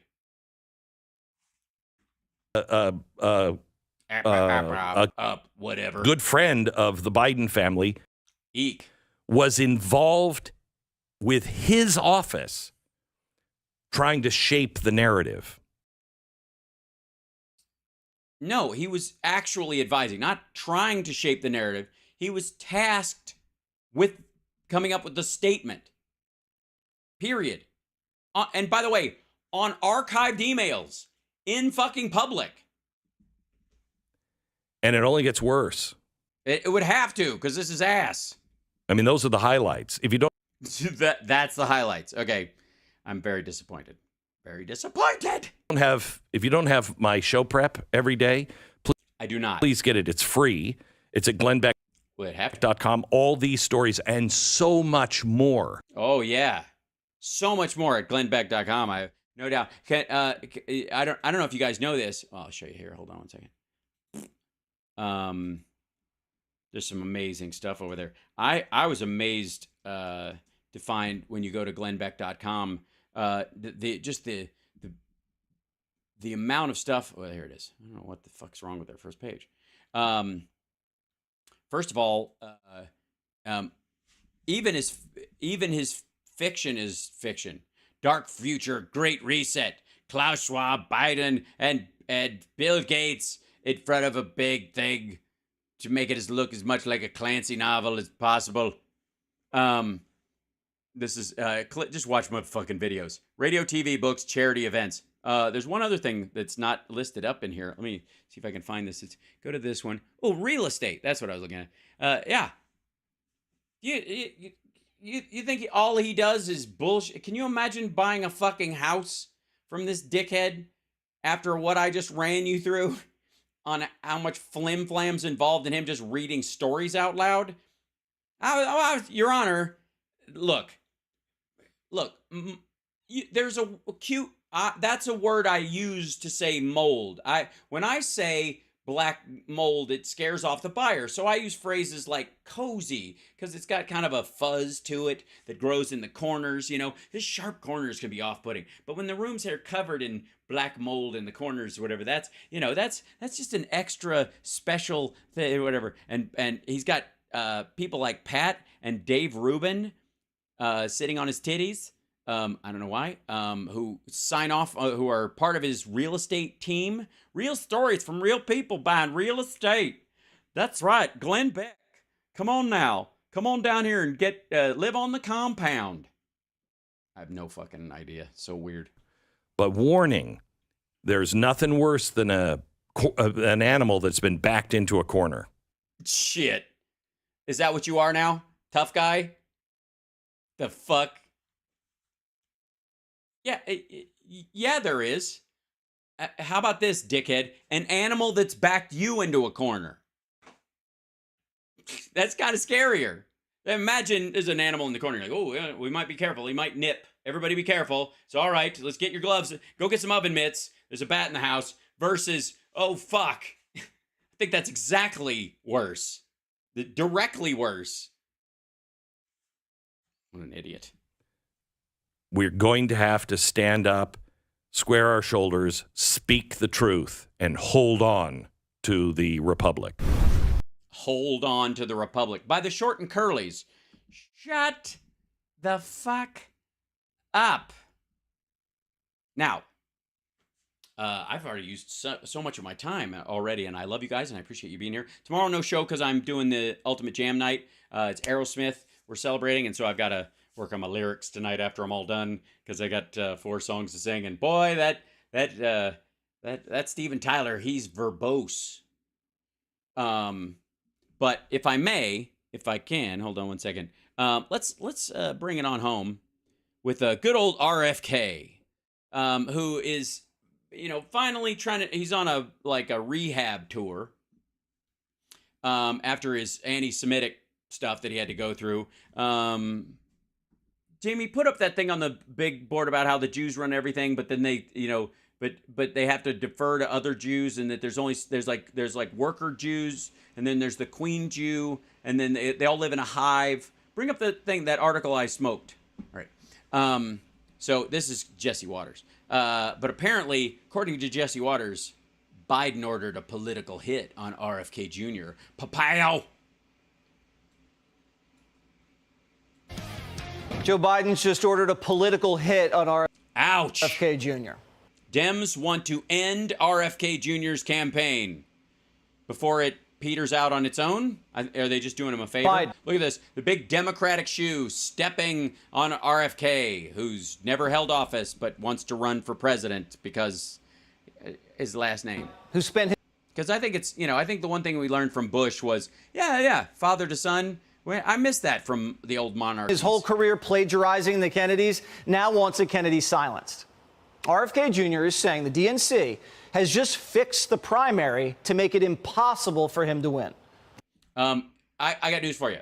No matter what the DNC does, it's impossible for him to win. Just saying.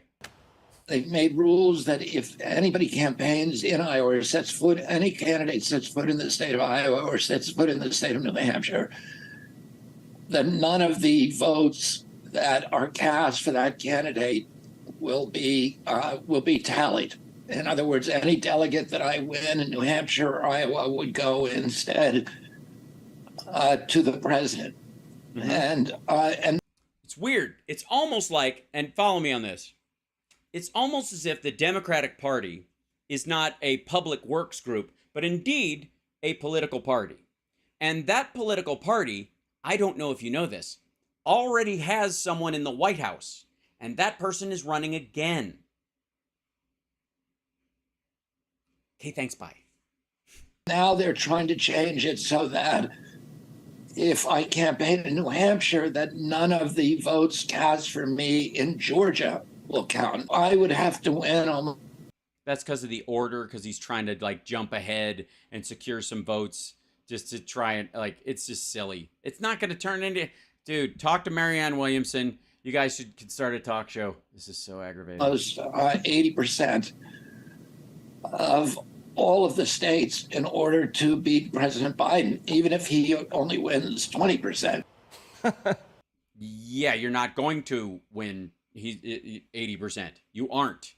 You're not going to win 20%. You're not going to win 2 states, period. And the only way you can do it is you go to states where people think that in the primary, or they do caucuses, and only people who show up and caucus with the candidate are going to get that. And so you're going to try to do this end run where we'll just find a bunch of like Republicans and freaks to come in and who aren't registered, and will caucus for the candidate and try to bully their way into the Democratic Party. It's effectively like the chump version of the Bernie plan. Democrats love democracy, except you can't vote in Iowa or New Hampshire. You can vote in Iowa and New Hampshire, but you got to do it in the order that's set if they have a primary, indeed. And they also have to recognize that you're on the ballot because you've earned the right to be there. It's a party. It's different than the presidency. Ultimately, the party gets to determine, and the party can live and die, or rise and fall, or win and fail by its choices in that regard. But the important thing is that this asshole thinks we believe he gives a shit. RFK Jr. can shake hands, kiss babies, and hold town halls for 6 months and walk away from New Hampshire and Iowa with zilch. Right. Like he would if he didn't do all that. Not a single delegate. Right.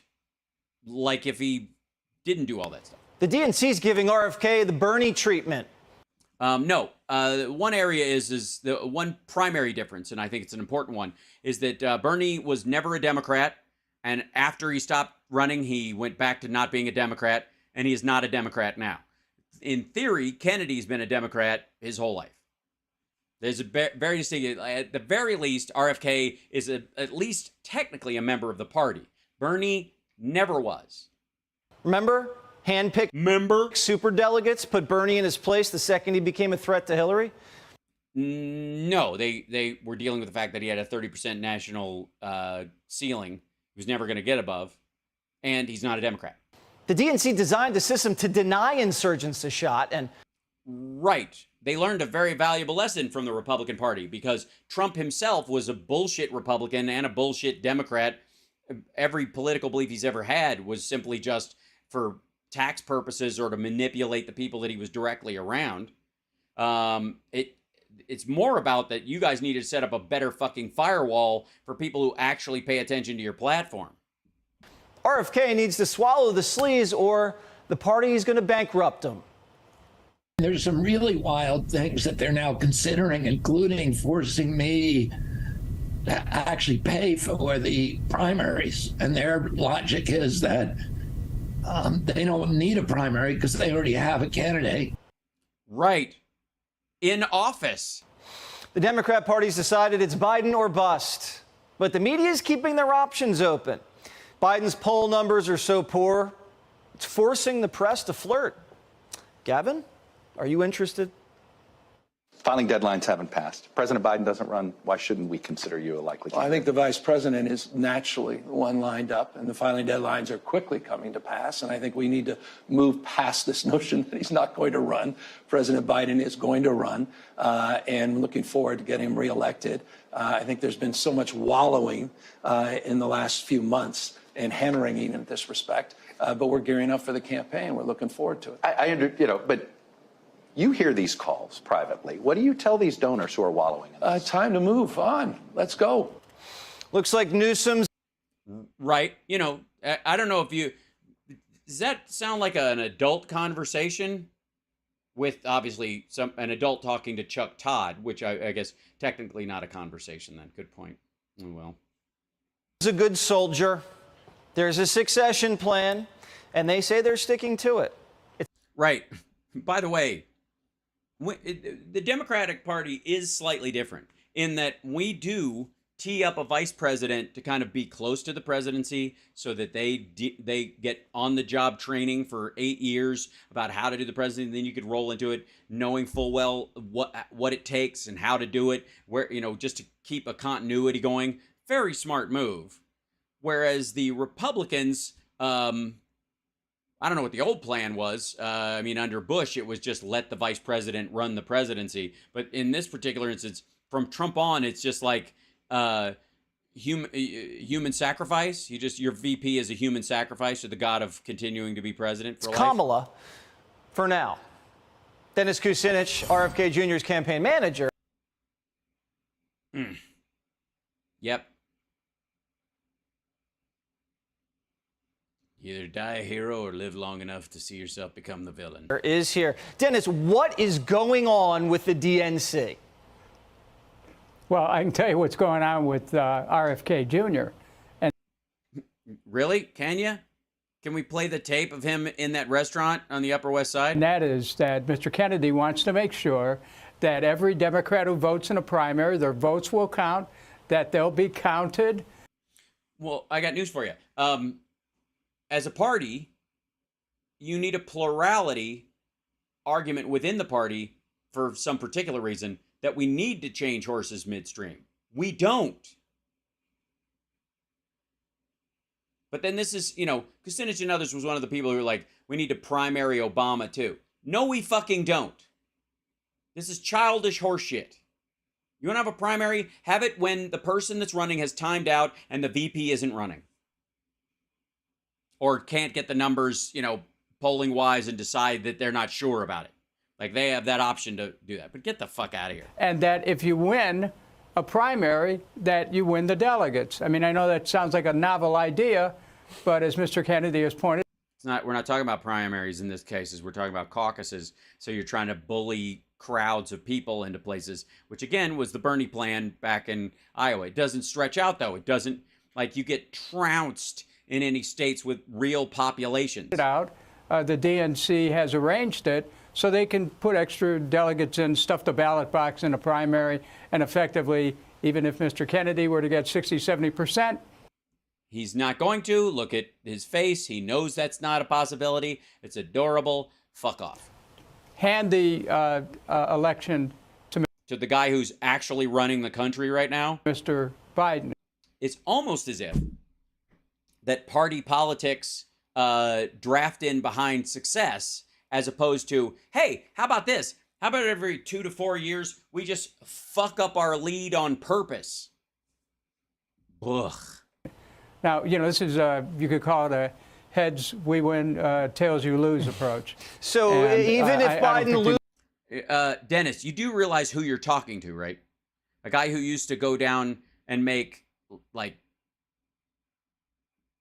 comedically awful Chinese English, like pidgin English voices at Chinese people in Chinatown, right?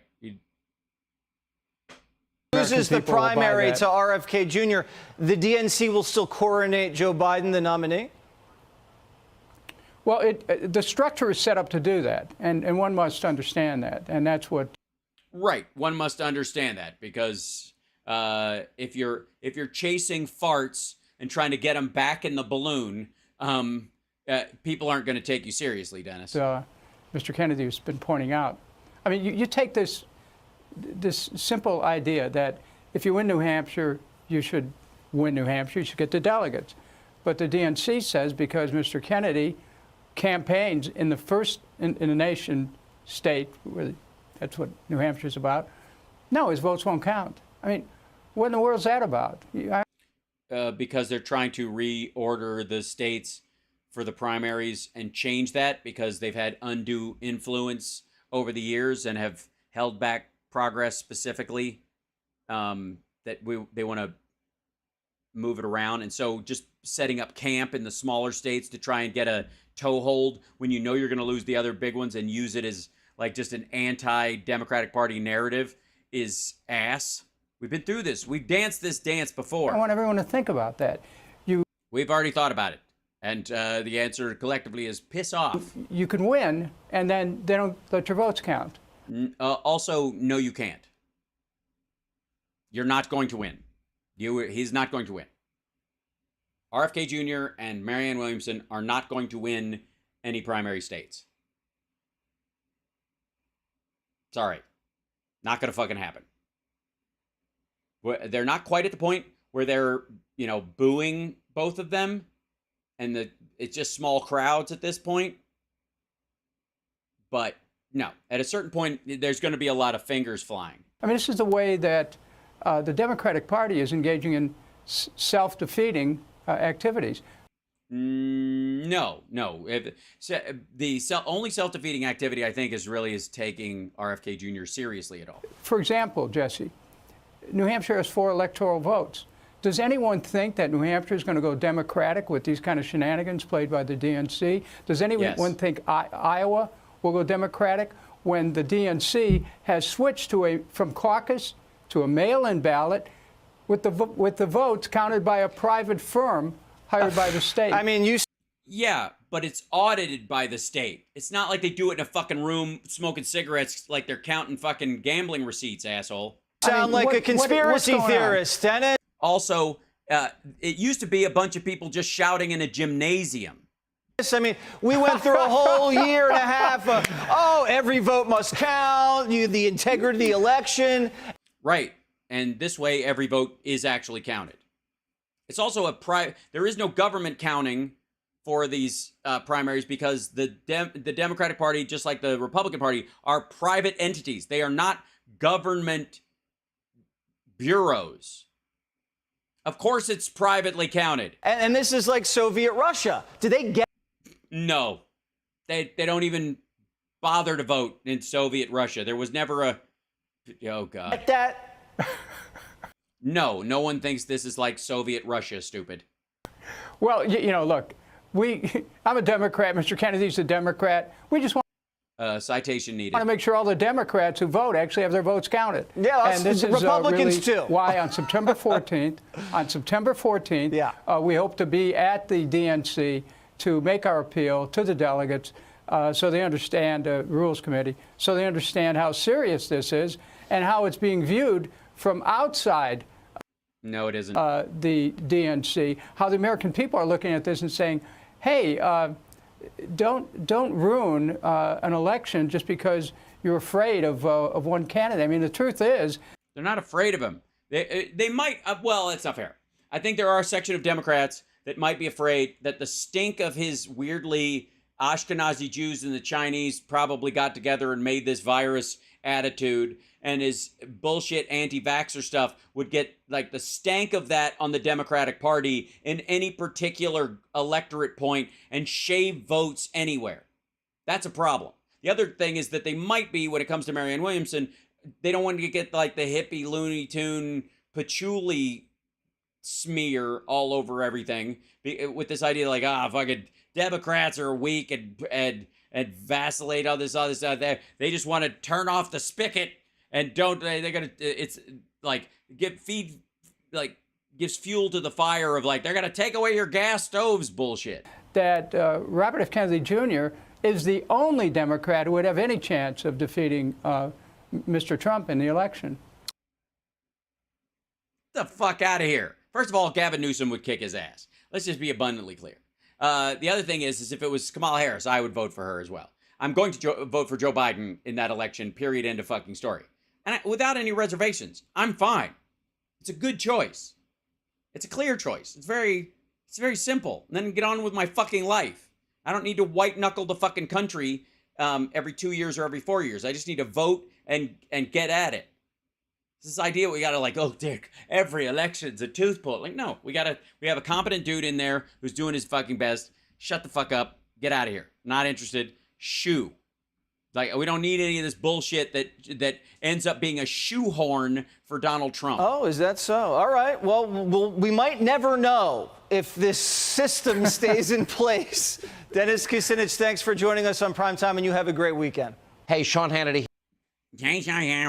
Thanks, Thumb. Good Lord.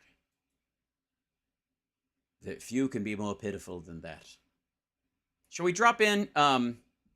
Now, I don't even know if we're going to have an election next year. Honestly, I don't think anybody does. Does anybody know? Anybody know we're going to have an election next year? Probably not. Probably not. There's someone we can ask. There's someone that might be Joe Rogan and Sam Tripoli apparently has a. This is all I can do. Sam Tripoli's theory about the next election cycle. His theory. Let's hear it. The Joe Rogan Experience. You had a conspiracy for us at dinner, but Joe made you wait. What was it? Oh, yeah.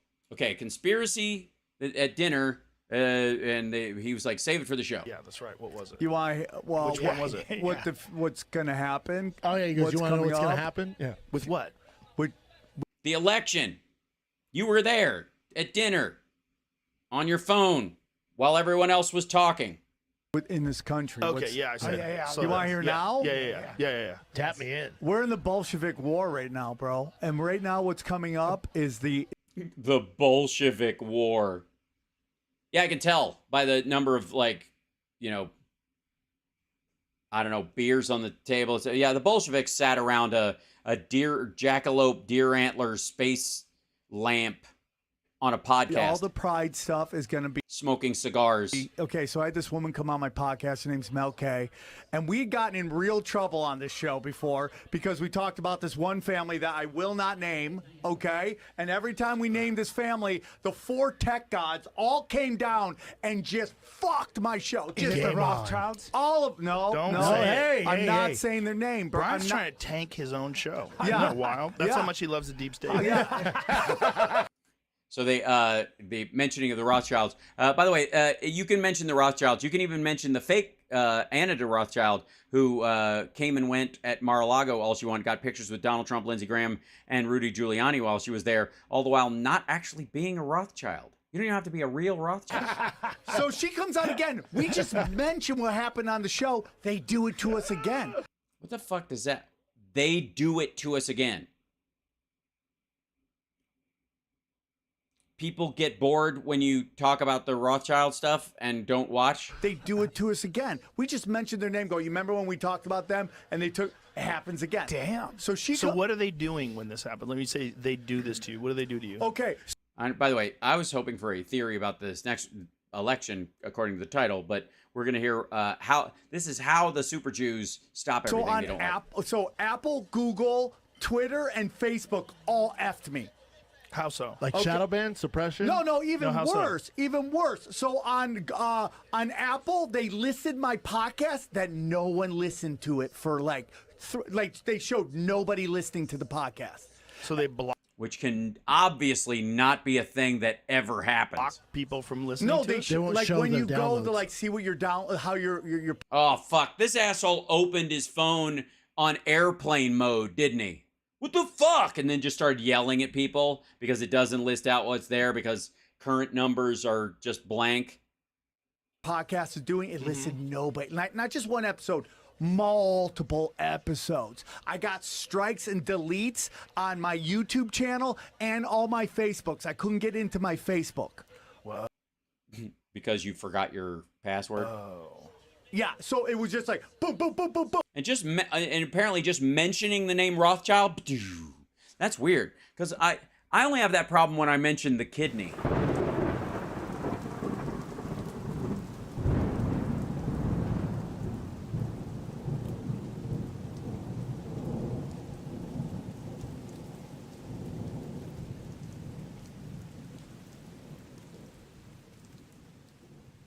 Jamie, put my kidney stats up on the board. Put up the X-rays that we found that were on that the Daily Beast had my where they had that picture of my my colonoscopy up there. Yeah, with the thing. Yeah, put that up there. Absolutely. See how big those are? It's amazing. All on one thing when I named and what did you mention that this family had done that was so egregious? This is funny because it involves something to Brian that basically. This is so good. All I said was that the Holocaust was. This family is so rich that people think that the CFR is just basically their board of trustees of all their companies. The Council CFR. of Foreign Relations. Oh, sorry. They're your babysitters, bro. Come on. Yeah. Bro, they're the babysitters. They're the thing of the Council on Foreign. You don't do anything without the Council on Foreign Relations. They all know. They know. It's not a, it's a think tank and advisory group and that kind of stuff. But they, obviously they control things. They got 3 letters in their title. They're not, got a lot of ex-politicians and media and people in it that talk and they give, it's like TED Talks for, boring people, but okay. What are you talking about, though? Right? They're the people that taught you how to jerk off. Yeah. They're the ones who taught you how to tie your fucking shoes. My favorite is Joe's like, you don't believe in conspiracy theories because you love your dad. Remember? Yeah. So Mel K comes on my show. And she's like, she goes, I've been talking to some people in the intelligence, and they go, this gay pride stuff is going away.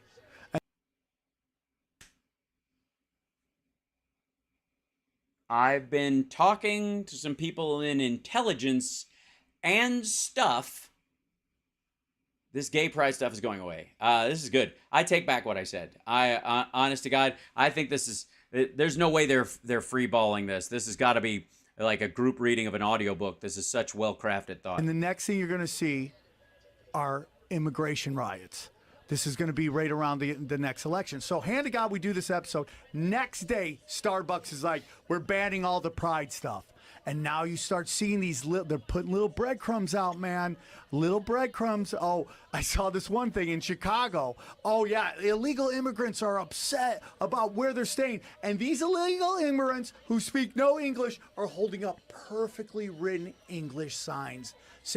Jesus Christ, this fucker thinks these people don't speak English, or that their advocates don't speak English, or that their kids don't fucking speak English, or that or that they should be holding up signs in Spanish, like that'll fucking help.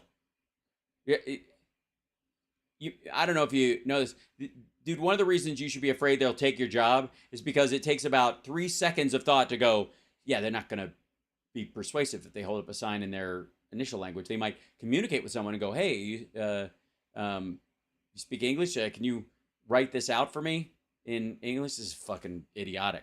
Saying we're tired of how we're being treated. And now you're starting to see this over. You're not starting to see and over again. Eric, so everyone's always like when all these Republican governors are like sending these immigrants all over the country, everyone's like, yeah, you're showing those Democrats. Bro, they're moving assets. I know it sounds crazy, but that is 100 what is. Okay, so the theory seems to be, and I guess this has to do with the next election, according to Sam Tripoli and the brain trust that is the Joe Rogan Show, that Greg Abbott is not sending migrants out of Texas as a fuck you to the blue states and to own the libs and to make them feel the pain of the border towns and all that stuff that they talk about. They're doing it because they are moving assets, because those are like military groups, so that Greg Abbott and the Council on Foreign Relations can conspire to do immigrant riots around the election so Democrats get reelected, I'm guessing. What do you mean they're moving assets? What do you mean? Dude, these guys coming into the country, bro. Bro, come on. Bro, these guys coming in, military age, they're all wearing rucksacks. Have you seen them? Have you seen them? They look like, they look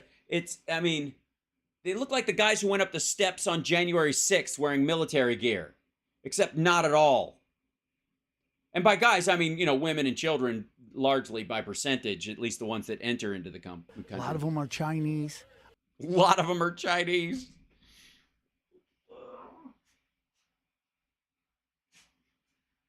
Oh, a lot of them are Chinese. No, they're not. As a matter of fact, the Chinese ones, when they get caught, they are immediately rejected. They can't seek asylum.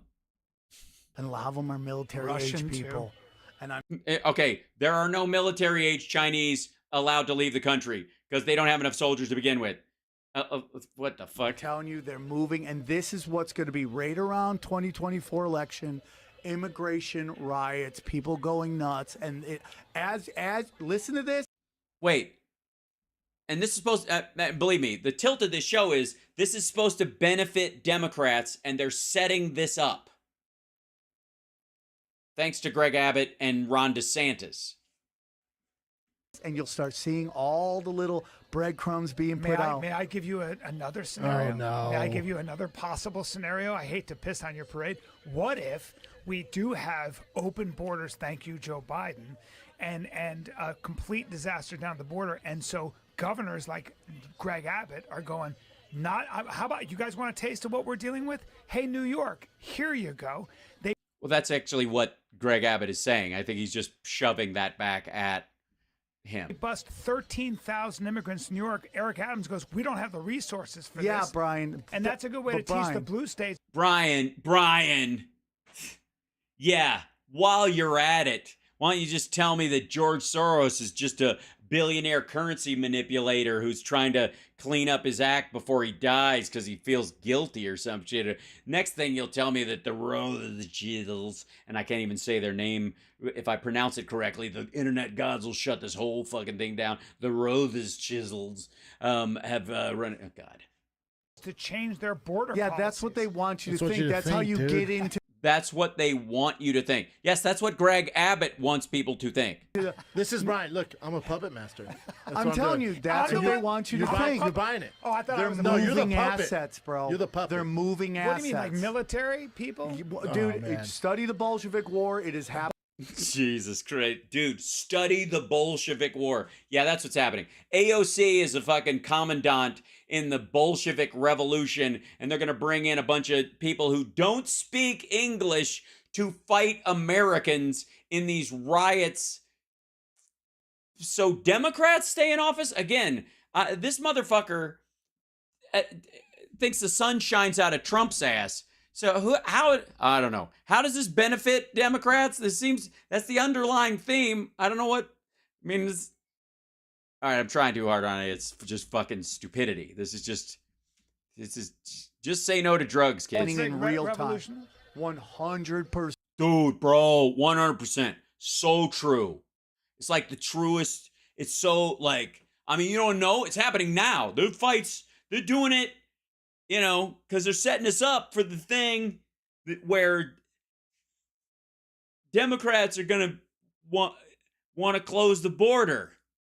So if something like that happens, and so they're going to be fighting with their own people who, I don't know. I lost track of where I was, and then I just rambled. And it just went off, and I owe everybody at the table an apology. I think it was just the food we ate last night. I don't know if it's a 24-hour thing. I've got sort of an intestinal thing going on. And bro, it's so, I think I have Soros in my colon. But I just wanted to get that out to everybody because I'm trying to warn people. Jesus Christ. This is what's next. By the way, points Brian Callum for just calling bullshit on this idiocy. Good Lord. That's that whole show all the time? That's what that's like? Ugh. Congratulations, Spotify. Money well spent. And on that note, Jesus. Thank you guys for watching. No show tomorrow, but I will be posting clips from the Ultimate Jam Night. And then Wednesday, we will have our dear friend Philip Ittner. We're going to have another guest. I hope we can schedule that out for the first hour. And then regular shows throughout the week because I adore you guys and I miss you and fuck all this craziness. Thanks for being here on 9/11. It's a lot. It's a lot. It is a lot. But I think the deep dive we did today on the Ukraine stuff, I just don't know that people have the ammo to fire back on this, metaphorically, this Shokin bullshit. And now you do. Remember, diamond prosecutors. That's the key. Diamond prosecutors.